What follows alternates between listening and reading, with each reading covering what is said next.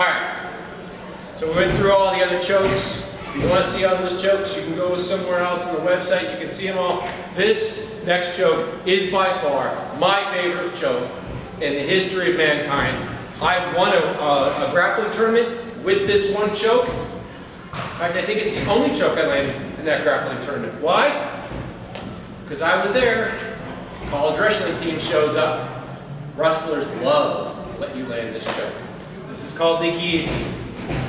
Now, the principle of the guillotine is, we're going to stand this way, is his head is here.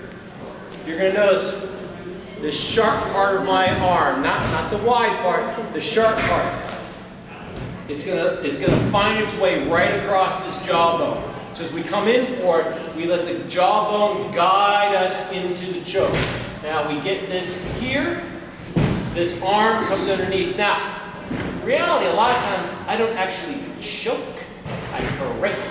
So you'll notice I get it here, this neck turns, and if I'm here from a standing position, I can simply stand up, lift, and I get the torque. Now note, very important little nuance here. That maneuver I just showed you only really works if my opponent is the same height or shorter than I am, right? Because it creates a certain amount of leverage. If my opponent is much taller, I go to arch my back. I simply don't get enough torque on that neck to be able to land it. All right, so now as we go to land this choke, a lot of times Jimmy's just not going to let me land that guillotine choke.